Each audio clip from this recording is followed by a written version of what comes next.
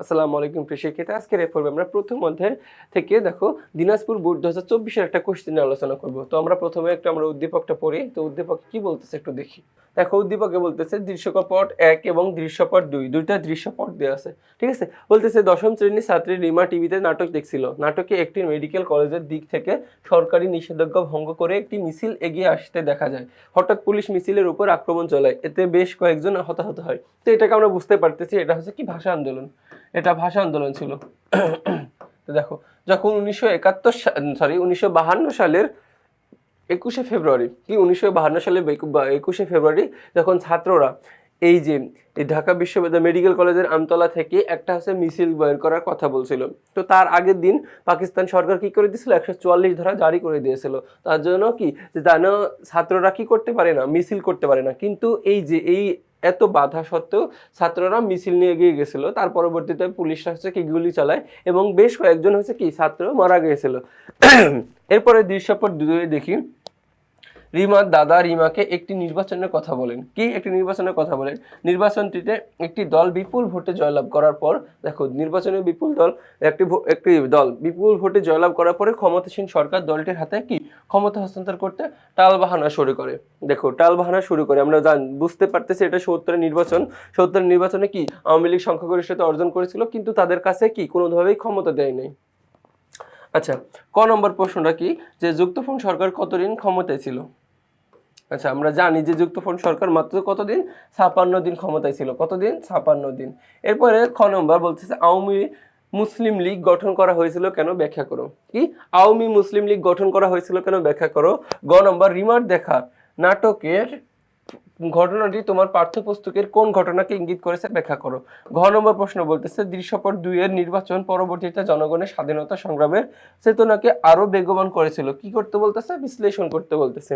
ঠিক আছে, এখন ক নম্বর প্রশ্নটা দেখি, যে যুক্তফ্রন্ট সরকার মাত্র 56 দিন ক্ষমতায় ছিল। এটা আমরা একটু দেখলাম যে 56 দিন ক্ষমতায় ছিল। এরপর দেখো খ নম্বর প্রশ্নটা, যে আওয়ামী মুসলিম লীগ গঠন করা হয়েছিল কেন, ব্যাখ্যা করো। ঠিক আছে, বাঙালিদের অধিকার আদায়ের লক্ষ্যে। কি বাঙালিদের অধিকার আদায়ের লক্ষ্যে 1949 সালে 23শে জুন পূর্ব বাংলার প্রগতিশীল এবং গণমানুষের নেতৃত্বে পূর্ব পাকিস্তান আওয়ামী মুসলিম লীগ গঠন করা হয়। দেখো আওয়ামী মুসলিম লীগ গঠন করা হয়। পাকিস্তান প্রতিষ্ঠার পর কেন্দ্রীয় সরকার এবং মুসলিম লীগ, এই মুসলিম লীগ ছিল মূলত যে দেখো পশ্চিম পাকিস্তানের একটা কি যে রাজনৈতিক দল। ঠিক আছে, বাঙালিদের কোণঠাসা করে ফেলা হয় দ্বিজাতি তত্ত্বের ভিত্তিতে প্রতিষ্ঠিত। আচ্ছা, দ্বিজাতি তত্ত্ব মানে কি? দ্বিজাতি তত্ত্ব মানে কি, দুইটা দেখো যে দুইটা জাতিতে বিভক্ত করা। কেমন? যে মুসলিম এবং হিন্দু সংখ্যাগরিষ্ঠের ভিত্তিতে কি একটা হচ্ছে কি যে দেশ বিভাগ করা হয়েছিল, ওইটাকে আমরা বলতেছি কি দ্বিজাতি তত্ত্ব। এই দ্বিজাতি তত্ত্বের প্রবর্তক হচ্ছে মোহাম্মদ আলী জিন্নাহ। ঠিক আছে, তো পাকিস্তানে বাঙালিদের স্বপ্নভঙ্গ হয়। এই প্রেক্ষাপটে মাওলানা আব্দুল হামিদ খান বাসানীকে সভাপতি, শামসুল হককে সাধারণ সম্পাদক করে গঠন করা হয় পূর্ব পাকিস্তান আওয়ামী মুসলিম লীগ। দেখো এই ব্যক্তিগুলোকে এই সব দায়িত্ব দিয়ে পূর্ব পাকিস্তানে কি করা হয়, আওয়ামী মুসলিম লীগ গঠন করা হয়। তো আওয়ামী মুসলিম লীগ দেখো এই মুসলিম শব্দটি বাদ যায় 1955 সালে বাদ গিয়েছিল। যে পরবর্তীতে এই মুসলিম শব্দটি বাদ দিয়ে শুধু নাম করা হয়েছিল আওয়ামী লীগ। কারণ এই মুসলিম শব্দটি থাকলে মনে হয় যে শুধু একটা কি সাম্প্রদায়িক ভাব আসে। দেখো একটা সাম্প্রদায়িক ভাব আসে, তো এই ভাবটা দূর করার জন্য কি মুসলিম শব্দটি বাদ দিয়েছিল। তো দেখো একটা দলে শুধু যে কি এই মুসলমানই থাকবে এমনও না, তাই না? তো এখানে সংখ্যাগরিষ্ঠতা যে অসাম্প্রদায়িক একটা চেতনা ছিল।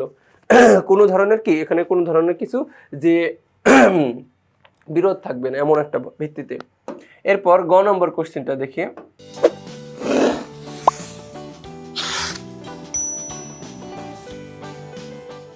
আচ্ছা, গ নম্বর বলতেছে যে রিমার দেখা নাটকের ঘটনাটি পাঠ্যপুস্তকের 1952 সালের ভাষা আন্দোলনের ঐতিহাসিক ঘটনাকে কি করা হয়েছে, ইঙ্গিত করা হয়েছে। তো আমরা দেখলাম উদ্দীপক অনুযায়ী দৃশ্যপট 1-এ দেখা যায় একটি মেডিকেল কলেজের সামনে থেকে সরকারি নিষেধাজ্ঞা অমান্য করে মিছিল বের হলে পুলিশ আক্রমণ করে। কি করে? পুলিশ আক্রমণ করে এবং হতাহতের ঘটনা ঘটে।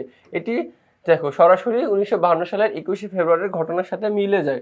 পাকিস্তানি শাসক গোষ্ঠী উর্দুকে একমাত্র রাষ্ট্রভাষা করতে ঘোষণা দিলে বাঙালি ছাত্র এবং সাধারণ সমাজ প্রতিবাদে কি ওঠে, ফেটে ওঠে। এরপরে বলতেছে 21শে ফেব্রুয়ারি 144 ধারা অমান্য করে ঢাকা মেডিকেল কলেজের সামনে দিকে ঢাকা বিশ্ববিদ্যালয় কলেজের সামনে দিয়ে মিছিল নিয়ে যাওয়ার সময় পুলিশ গুলি চালায়। এতে সালাম, রফিক, জব্বর অনেক কি হয়, অনেকে শহীদ হন। তাই রিমার দেখা ঘটনাটি আমাদের দেখো গৌরবান্বিত ভাষা আন্দোলনের কি প্রতিফলন। 1952 সালের 26শে জানুয়ারি ঢাকার পল্টন ময়দানে অনুষ্ঠিত জনসভায় পাকিস্তানের নতুন প্রধানমন্ত্রী, দেখো এই পাকিস্তানের নতুন প্রধানমন্ত্রী খাজা নজিমুদ্দিন উর্দুকে পাকিস্তানের রাষ্ট্রভাষা করার ঘোষণা দেন। তো দেখো তার আগে মোহাম্মদ আলী জিন্নাহ একই ভাষণ দিয়ে গেছিলেন। তো তারই ধারাবাহিকতায় তিনি এসেও সেম ভাষণ দেন। তো তখন কি এতে ছাত্র সমাজ প্রতিবাদ মুখর হয়ে ওঠে। 21শে ফেব্রুয়ারি দেশব্যাপী সাধারণ হরতাল পালন করা সিদ্ধান্ত গ্রহণ করা হয়। সরকার আন্দোলনে দমন করতে 21শে ফেব্রুয়ারি 144 ধারা জারি করে দেন। তো দেখো যখন 21শে ফেব্রুয়ারি যে একটা আন্দোলন করবে তারা হচ্ছে কি বিভিন্ন মিছিল বের করবে, তখন তার আগের দিন 20শে ফেব্রুয়ারি পাকিস্তান সরকার জেনে যায় এবং হচ্ছে কি করে দেয় যে 144 ধারা জারি করে দেয়। তো 144 ধারা জারি মানে কি কারফিউ ঘোষণা করে দেয়, তো যেন কেউ বের হতে না পারে। তো তারই ধারাবাহিকতা দেখো আন্দোলনরত ছাত্র 144 ধারা ভঙ্গ করে মিছিল নিয়ে সামনের দিকে এগিয়ে যায়। মিছিলে পুলিশ গুলি বর্ষণ করে, এতে শহীদ হন রফিক, শফিক, সালাম, বরকত। উদ্দীপকে দেখো নাম জানা অনেকেই শহীদ হয়েছিল ওই দিন। উদ্দীপকের দৃশ্যপট একে ভাষা আন্দোলনের ঘটনাকে কি করেছে ইঙ্গিত করা হয়েছে, আমরা বুঝতে পারতেছি। আচ্ছা এরপরে ঘ নম্বর দেখো বলছে কি যে দৃশ্যপট 2 কি দৃশ্যপট 2 এ সাধারণ নির্বাচনটি মূলত 1970 সালে সাধারণ নির্বাচনকে নির্দেশ করেছে, যা পরবর্তীকালে জনগণের স্বাধীনতা সংগ্রামের চেতনাকে আরো কি বেগবান করেছিল। তো এর নিচে বিশ্লেষণ দেওয়া হলো যে 1970 সালে নির্বাচনে আওয়ামী লীগ সংখ্যাগরিষ্ঠতা লাভ করে। তো এই জয় প্রমাণ করে যে পূর্ব বাংলার মানুষ স্বায়ত্ত শাসন এবং 6 দফার পক্ষে চূড়ান্ত কি দিয়েছিল রায় দিয়েছে। তো এটি বাঙালিদের মধ্যে আত্মবিশ্বাস জাগিয়ে তোলে, তারা নিজেদের ভাগ্য পরিবর্তনে কি করে সামর্থ্য রাখে। দেখো ভাগ্য পরিবর্তনে সামর্থ্য রাখে। নির্বাচনে জয়ী হওয়া সত্ত্বেও পাকিস্তানি সামরিক সরকার জুলফিকার আলী ভুট্টো ক্ষমতা হস্তান্তরে টালবাহানা শুরু করে। দেখো যে 1970 সালে নির্বাচনে আওয়ামী লীগ সংখ্যাগরিষ্ঠতা অর্জন করে। তো সংখ্যাগরিষ্ঠতা অর্জন করলে কি হয়, একটা সরকারকে তার সকল ধরনের ক্ষমতা বুঝে দেওয়া হয় এবং হস্তান্তর করা হয়। তো ক্ষমতা হস্তান্তর না করে কি করে যে টালবাহানা শুরু করে এবং 3রা মার্চে জাতীয় পরিষদের অধিবেশন কি অনির্দিষ্টকালের জন্য স্থগিত করে দেয়। তো দেখো এই যে 3রা মার্চ জাতীয় পরিষদের অধিবেশন হওয়ার কথা ছিল, আর 1লা মার্চ জাতীয় পরিষদের অধিবেশন কি করে দেন জুলফিকার আলী ভুট্টো বলেন যে আমি হচ্ছে কি এই জাতীয় পরিষদের অধিবেশনে কি যে উপস্থিত থাকবে না তার জন্য কি করে দেয় যে এই অধিবেশনটাকে স্থগিত করে দেয়। পরবর্তীতে কি হয় দেখো যে আচ্ছা যখন স্থগিত করে দেয় পরবর্তীতে কি হয় দেখো যে বাঙালিরা বুঝতে পারে যে নিয়মতান্ত্রিক পথে অধিকার আদায় সম্ভব নয়। দেখো তারা নিয়মতান্ত্রিক পথে হাঁটছিল এতদিন, যে নির্বাচন অনুষ্ঠিত হয়েছে, নির্বাচনে জয়লাভ করছি, এরপরে আমাদের কাছে ক্ষমতা হস্তান্তর করে দেবে নিয়মতান্ত্রিক ভাবে, কিন্তু তারা কি সেটা করে নাই। তো শাসক গোষ্ঠী এই বিশ্বাসঘাতকতা সাধারণ মানুষকে দেখো সমস্ত সংগ্রামের দিকে কি করে দিয়ে ঠেলে দেয়। পরিশেষে বলা যায় 1970 নির্বাচন ছিল বাঙালি জাতীয়তাবাদের চূড়ান্ত পরীক্ষা, বাঙালিদের ঐক্যবদ্ধ করে এবং কি সরাসরি মুক্তিযুদ্ধে ঝাঁপিয়ে পড়ার প্রেরণা যোগায়। তাই এই নির্বাচন পরবর্তী পরিস্থিতিতে মূলত বাংলাদেশের কি স্বাধীনতা অর্জনের পথ কি প্রশস্ত করেছিল। তো দেখো এরই মাধ্যমে আমরা কি এই বোর্ডের কোশ্চেনটা সলভ করলাম। তো পরবর্তী তোমাদের সাথে আবার দেখা হবে। আসসালামু আলাইকুম।